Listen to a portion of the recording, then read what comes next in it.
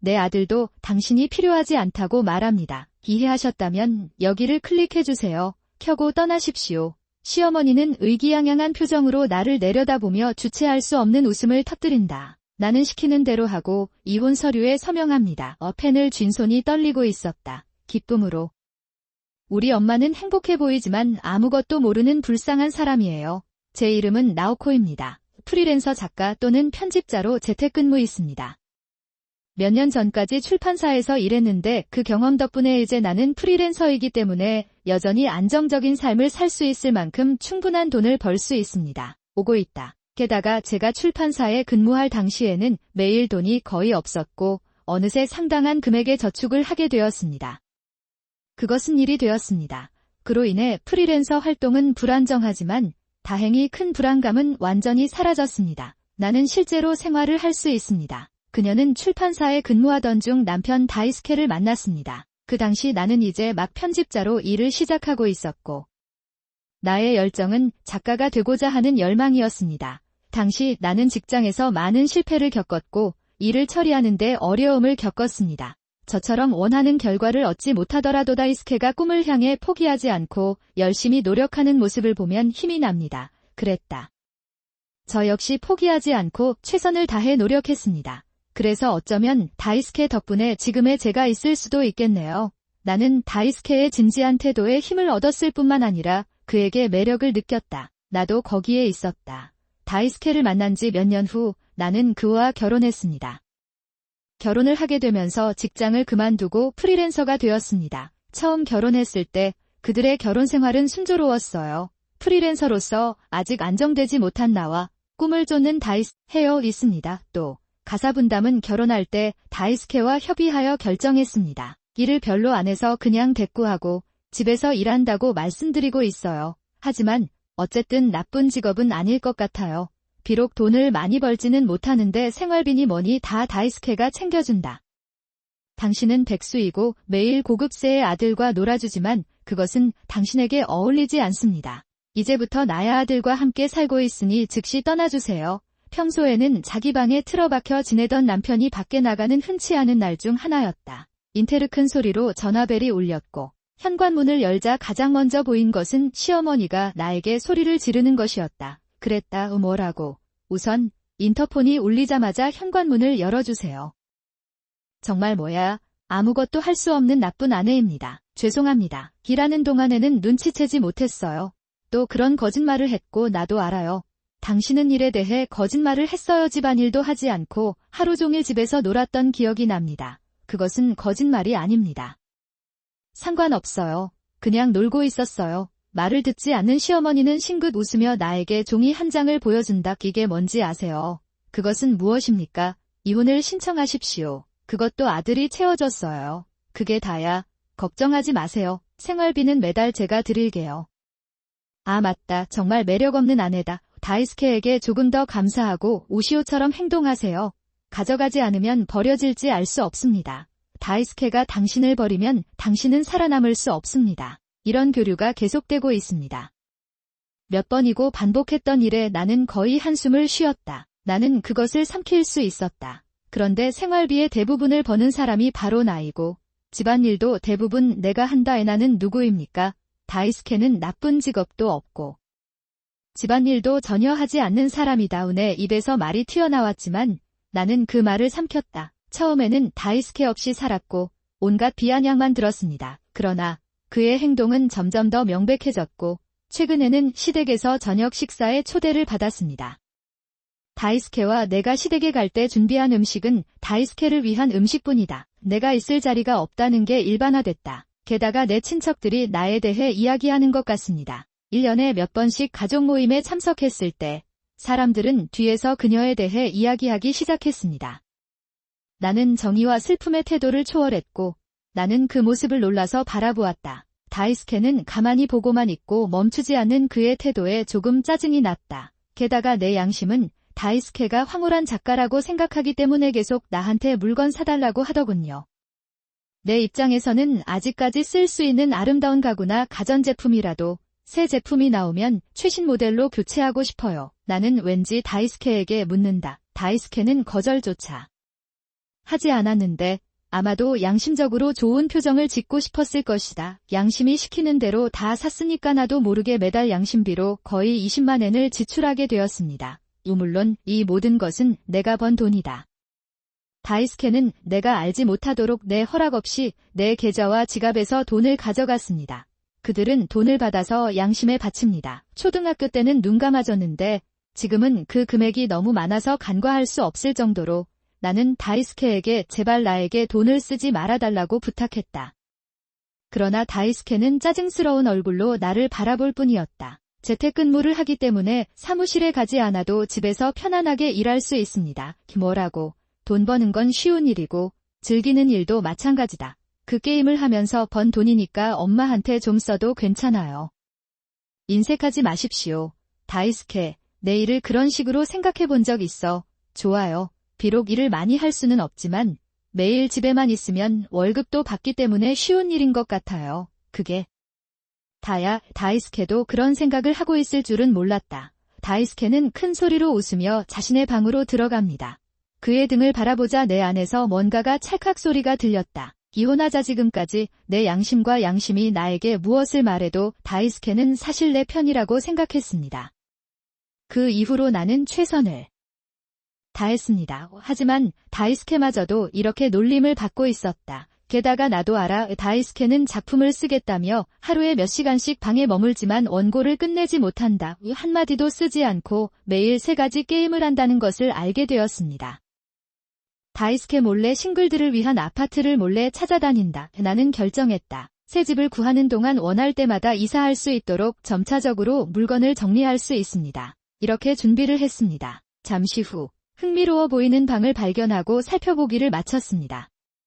어느 날 다이스케가 외출 중일 때 시어머니가 우리 집에 찾아왔습니다. 그러다가 다이스케가 없을까봐 시어머니가 우리 집에 오셨어요. 어느 날 다이스케가 외출 중일 때 시어머니가 우리 집에 찾아왔습니다. 나는 힘차게 인터폰을 누르고 현관문을 열자마자 자기중심적인 표정으로 거기 앉아 있었다. 시어머니는 소파에 앉아 계셨고 나는 제발 당장 이 집에서 나가주세요 라고 말했습니다. 갑자기 무슨 일이 일어났나요? 나는 갑자기 아무 말도 하지 않았습니다. 당신은 실직했고 집안일을 하지 않습니다. 심지어 내 아내도요. 그런 쓸모없는 아내와 황홀한 작가 다이스케가 어울릴 리가 없다.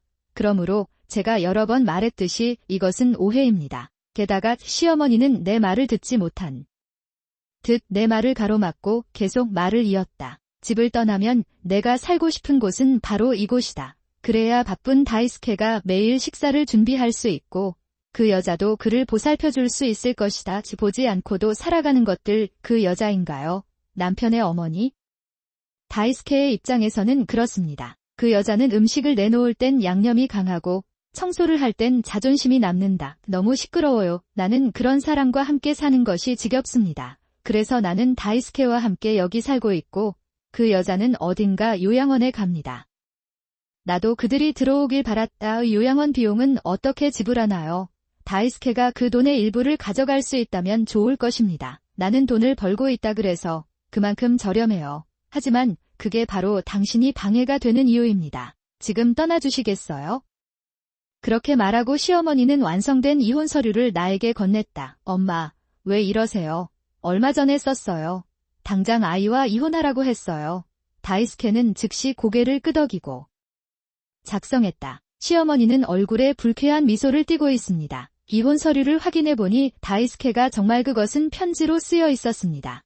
이것이 바로 이주용 보트의 의미입니다. 이사를 준비하면서도 어떻게 이혼을 해야 할지 고민이 컸다. 그 무렵이었습니다. 다이스케는 아마도 현재의 삶을 놓치고 싶지 않을 것입니다. 이혼 서류에 서명하는 건 쉬울 거라 확신해요. 그들은 나를 위해 그것을 하지 않을 것입니다. 긴 토론을 준비하고 긴 전투를 준비했기 때문에 최대한 간단하게 정리하기로 했습니다. 이혼 서류가 이미 작성되어 있다는 것은 얼마나 행운입니까? 이혼 서류를 쉽게 받아 작성했는데 시어머니가 페이지를 놓친 것 같았어요. 그러나 그는 곧 평소의 힘을 되찾았고 이해하셨다면 즉시 퇴장해 주시기 바랍니다. 가구는 남겨두세요. 어차피 다 다이스케 돈으로 산 거겠지. 당신은 걸릴 수 있습니다. 나는 크게 웃으며 아무것도 없을 것 같다고 말했다. 나는 즉시 짐을 싸서 아까 말했던 새 아파트로 향했습니다. 나는 이사했다. 이사 과정에서 관공서에서 이혼 서류도 제출했다. 이로써 저는 무사히 새로운 삶을 스스로 시작할 수 있었습니다. 누구도 당신의 일을 방해하거나 부정적인 말을 하지 않는 삶이 너무 편안합니다. 나는 놀랐다. 왠지 내 작업 코너가 평소보다 더 좋은 것 같은 느낌이 든다. 혼자 생활을 시작한 지 3일 만에 일어난 일이다. 평소처럼 집에서 일을 하고 있는데 다이스케에게서 전화가 왔다. 전화를 받았을 때 학교가 가장 먼저 문을 열었어요. 다이스케는 내가 들어본 것 중 가장 불쌍한 목소리로 나에게 돌아오라고 말했다. 그랬다. 지금은 무엇입니까? 그렇게 말한 나는 다이스케의 대답도 듣지 못한 채 전화를 끊었다. 그 직후에도 여러 통의 전화를 받았지만 통화 거부 설정을 하고 전화를 걸었습니다. 번호도 변경되었습니다. 몇 달 뒤 우연히 안건 코너를 지나갔는데 이미 거기에 있었어요. 매각되면서 집은 뒷공간이 없는 주차장으로 바뀌었습니다. 텅 빈 안건 코너를 보다가 우연히 쇼핑을 마치고 돌아온 치카를 만났다. 현지인이 저에게 전화를 걸었습니다. 그 사람에 따르면 의제 섹션에 있는 거의 모든 사람이 실업자이고 돈이 없다고 합니다. 가족은 오래된 아파트로 이사하는 것 외에는 선택의 여지가 없었습니다. 이사하기 전에는 거의 매일 싸웠던 것 같아요. 바깥 소리가 들릴 정도로 시끄럽고 매일 늦게까지 사람들의 소음이 들릴 정도로 동네에서 유명했다. 분명히 소음 때문에 그를 괴롭히고 있었던 것 같습니다. 경찰에 신고까지 한 것으로 보입니다. 내 어깨를 두드리며 너도 고생했어라고 말한 뒤 서둘러 나갔다. 나는 말했다. 나는 또한 이전 의제에 등을 돌립니다. 아마도 자신을 좋게 보이려고 했던 거짓말이었을 것이다. 지금 고칠 수 없게 되고 거짓말이 겹겹이 쌓이고 그 거짓말은 점점 커지게 됩니다. 그는 말했다. 이렇게 끝날 줄은 몰랐는데 다이스케가 쓴 소설보다 훨씬 흥미로운 전개다. 그게 다야. 작은 계기가 파격적인 결말로 이어지는 것은 흔한 전개지만 작가는 희망의 다이스케는 상상도 못했을 거라 생각합니다. 사실은 허구보다 더 흥미롭습니다. 나는 나를 위해서 부모님께 했던 거짓말로 나 자신을 파멸시키겠습니다. 그런 말을 해서 조금 미안하기도 하지만 한편으로는 그런 일이 일어나지 않도록 선생님께 말씀드렸다. 내 생각에는 당신이 그렇게 하도록 놔둘 것 같아요. 아, 비샤. 내가 앉아있던 테이블에 여동생 요코가 다가와 갑자기 나에게 잔을 내밀었다. 와인을 쏟았어요. 다른 사람의 남편과 바람을 피우는 것은 역겨운 일입니다. 전 남자친구를 아직도 사랑하고 있어요라 타라 아니요. 마술적으로도요. 웃을 수 있을 정도로 한심해요. 예. 최근까지 나고야 가문의 집이었던 결혼식장에 갑자기 긴장감이 돌았다. 써니와 한 자리에 맞춰 입었던 기모노에 일그러진 얼룩이 생기기 시작합니다. 달콤한 충격으로 머리가 멍해졌다. 이 기모노는 우리 어머니의 소중한 선물이에요. 화가 나서 웃고 있는 여동생을 공격할 시간조차 없습니다. 주변이 시끄러워도 나는 행사장을 뛰쳐나가고 있었다. 나는 근처 화장실로 달려가 세면대 거울에 있는 먼지를 살펴보았다. 상태를 확인하세요. 가슴부터 오비까지 아름다운 냄새를 물들이는 잔혹한 붉은 얼룩이 있습니다. 완료되었습니다. 기껏해야 이렇습니다. 내 마음의 기억과 그 부드러운 미소가 짓밟힌 것 같아요. 그랬어요. 분노가 최고조에 달합니다. 자기 생각만 하는 여동생도 이에 동의한다. 같았습니다. 당시 어머니 아버지께서는 저를 누나라고 혼내셨고 저는 불합리하다고 느꼈습니다. 그 느낌이 어땠는지 아직도 기억나요. 그리고 언니의 악행은 더욱 심해졌습니다. 제 잘못이니까 사과해주세요. 다시 오세요. 나는 이미 이혼해서 집에 갈 수가 없어요.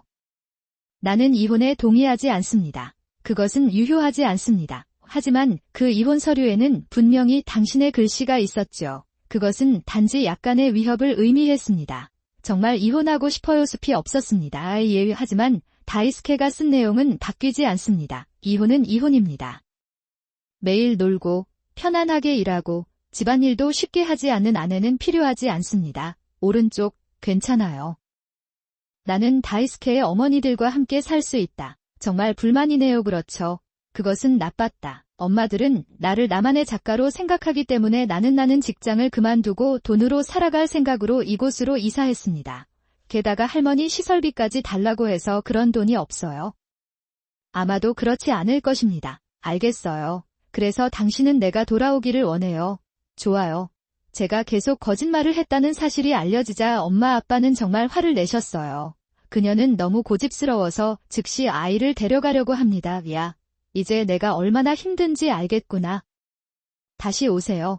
다시 같이 살자 해보자. 그런 말을 들으면 그냥 그렇다고 말할 수는 없습니다. 아까도 말했듯이 저는 이미 이혼했어요. 이에 대해 직접 조치를 취하시기 바랍니다. 그렇게 말하지 마세요.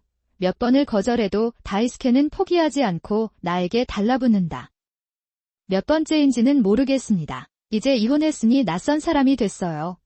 내가 다이스케에게 그렇게 말했지. 그러자 다이스케가 전화기 반대편에서 큰 소리를 냈다. 이해합니다. 그렇게 말하면 이혼해줄게. 하지만 이혼할 예정이라면 아마도 나를 돌보기로 되어 있던 부모님의 간병비와 의사의 진료비를 내야 할 것 같습니다.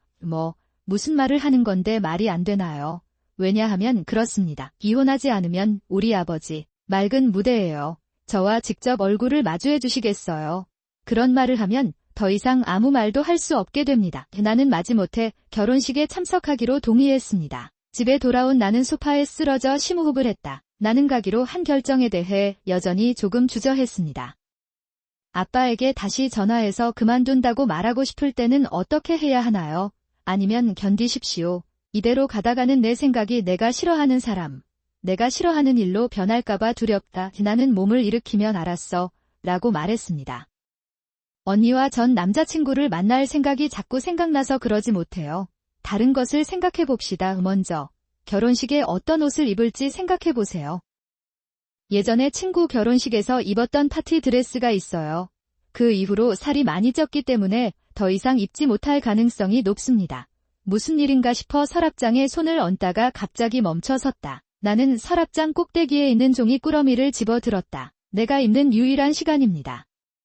패키지를 열면 반짝이는 자수가 돋보이는 아름다운 기모노가 등장합니다. 나는 고급 천을 들어 몸 앞에 들고 전신 거울을 들여다보았다. 이것은 우리 어머니의 기모노입니다. 기모노를 입을 때 몸에 입을 수 있어요. 기모노를 입을 기회가 거의 없어서 결국 옷장 속에 오두막이 되고 만다. 게다가 제가 이 기모노를 받았을 때 이모님은 아주 비싼 기모노이기 때문에 그렇게 취급하지 않을 것이라고 말씀하셨습니다. 이것저것 조심하라고 하더군요. 게다가 그는 밖으로 나갈 수도 없었다. 그러니 이번이 좋은 기회가 될 수도 있겠네요. 나카타 카이가 이 기모노를 입으면 어머니의 몸에 입을 수 있습니다. 비록 어머니가 이 기모노를 입고 계시지만 제 여동생도 어머니의 자식입니다. 나는 어머니에게 내 아이의 가장 좋은 면을 보여주고 싶어서 이 기모노를 입기로 결정했습니다. 그리고 사계절의 날, 신랑 신부는 예배당 좌석에서 신랑 신부가 입장하기를 기다리고 있습니다. 사계절이 시작되기 전에 인사를 했어야 했을 텐데 도저히 그럴 수가 없어서 결국 서로 얼굴을 마주하지 못하게 됐어요. 딱히 할 일도 없는데 엄청 긴장되네요. 이 시점에서도 나는 여전히 결정을 내릴 수 없었다. 신부와 신랑이 방에 들어오고 있다는 목사님의 말을 들었을 때 내 감정은 허사였습니다.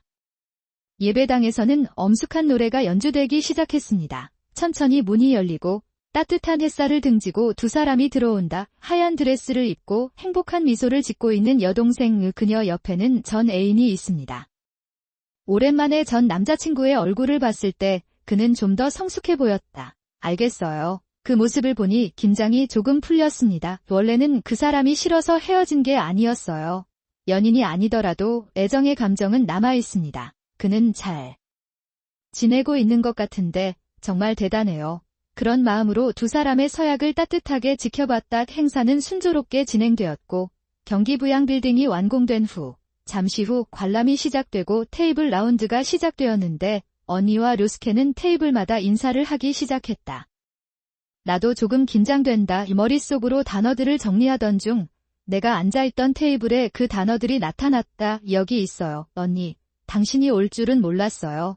두 분 모두 축하드립니다. 조금 어색했지만 축하의 마음을 제대로 전했습니다. 그렇죠. 행복한 두 사람에게 보내고 싶다면 굳이 단어를 찾을 필요도 없죠. 과거의 고민은 잠시 접어두고 축하할 시간이 되면 축하합시다. 괜찮습니다. 오랜만이에요. 나오코, 그렇게 생각하면 나와 료스케는 자연스럽게 이야기를 나눌 수 있었다. 라이오즈옥는 나를 위해서 아래로 바라보며 둘 다 함께 걷습니다. 기모노가 너무 아름답네요.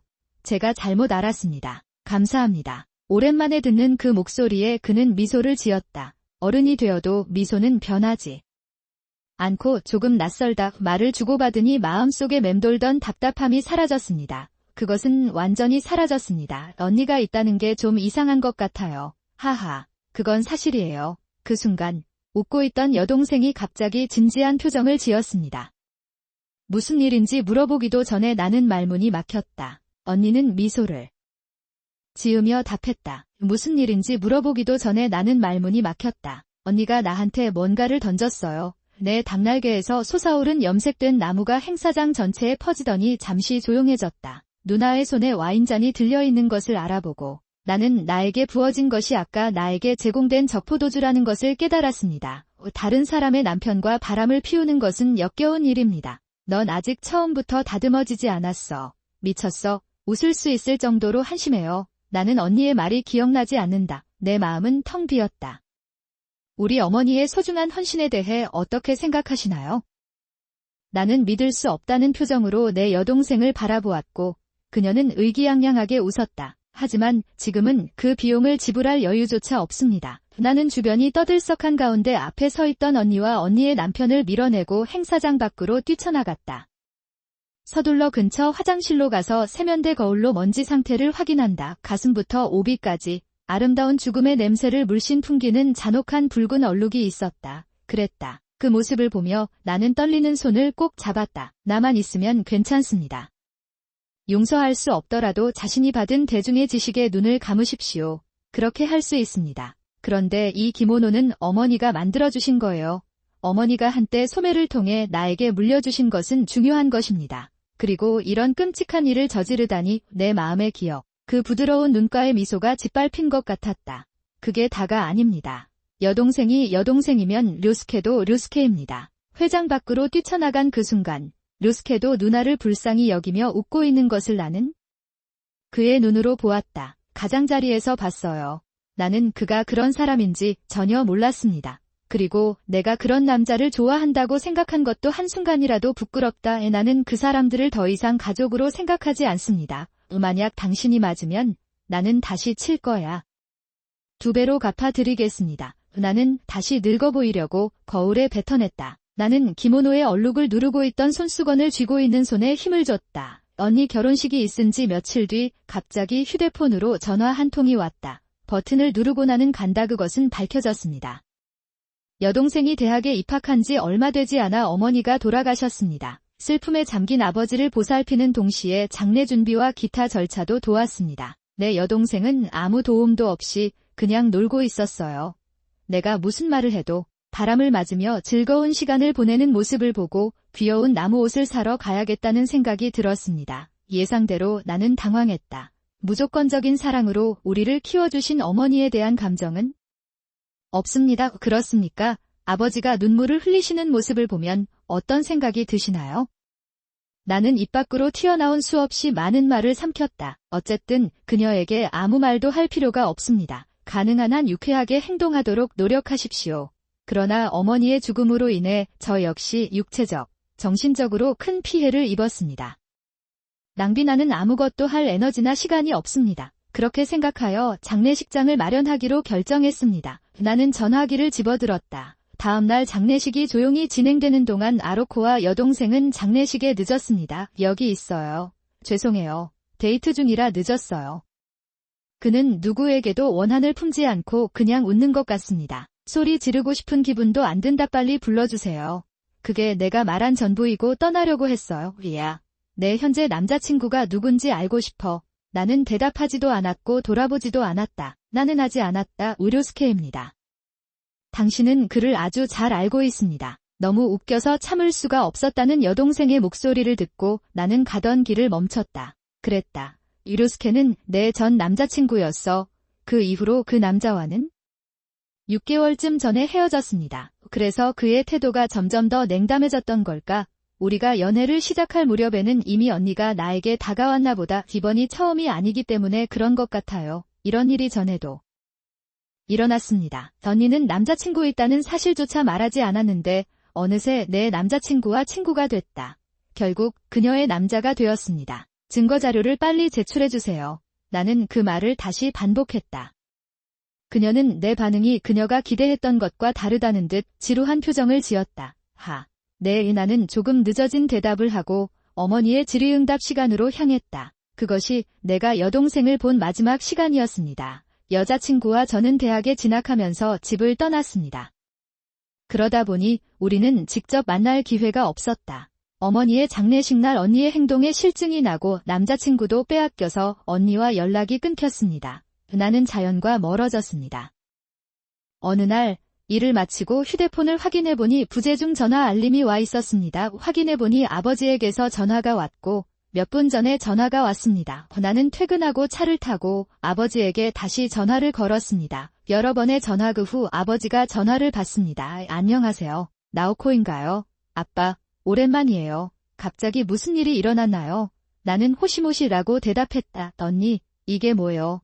여동생은 인사도 없이 학교가 시작할 때 이렇게 소리쳤습니다. 어떤 이유에서는 그것을 고려할 수 있습니다. 결혼식에서 그녀를 본 후 나는 기모노에 대한 보상을 위해 여동생을 고소하기로 결정했습니다. 나는 언니와 얘기도 하고 싶지 않아서 상자에 이름이 적힌 인장을 언니 집으로 보냈어요.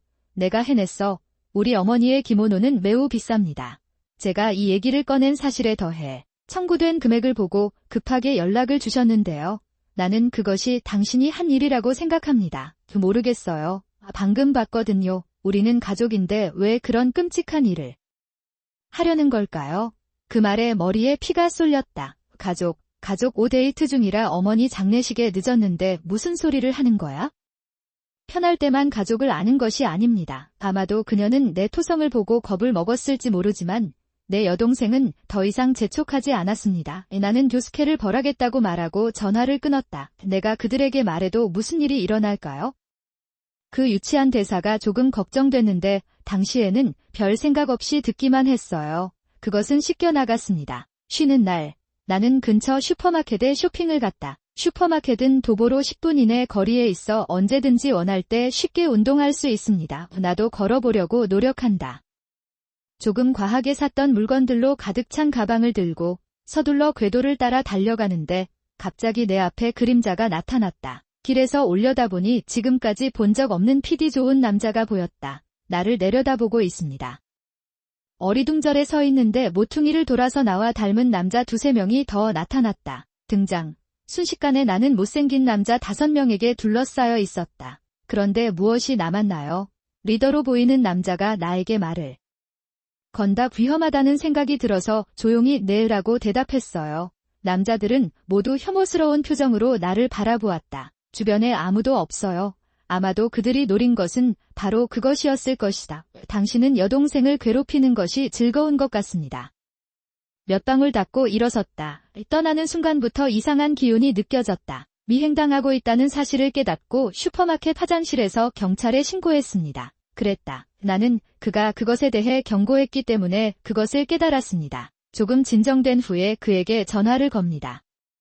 벨이 2번 울리고 나서 밝고 부드러운 목소리가 대답했습니다. 고마워요. 사토시 씨, 저를 구해주셔서 감사합니다.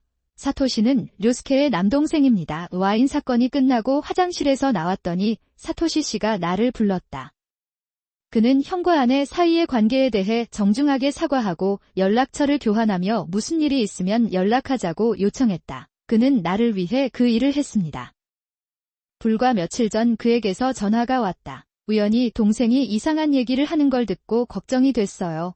류스케는 보상을 위해 남자들에게 공격을 가할 계획을 세웠다고 하더군요에 서 있을지도 모릅니다. 사실인지 거짓인지는 확실하지 않지만 조심하는 것이 좋습니다.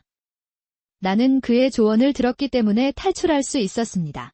내가 그에게 방금 일어난 일을 말하자 사토시는 즉시 마음이 편해졌습니다. 나는 한숨을 쉬었다. 조은호 나오코에게 무슨 일이 생기면 어떻게 해야 할까요?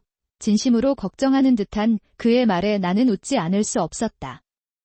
비록 우리가 알고 지낸 기간은 그리 길지 않았지만 그 사람과 이야기를 나누면 마음이 따뜻해지는 느낌이 듭니다. 오고 있다. 나는 이전과는 다르게 심장이 뛰는 것을 느꼈다. 그런 다음 변호사를 고용하자 그의 심장이 다른 방식으로 뛰기 시작했습니다.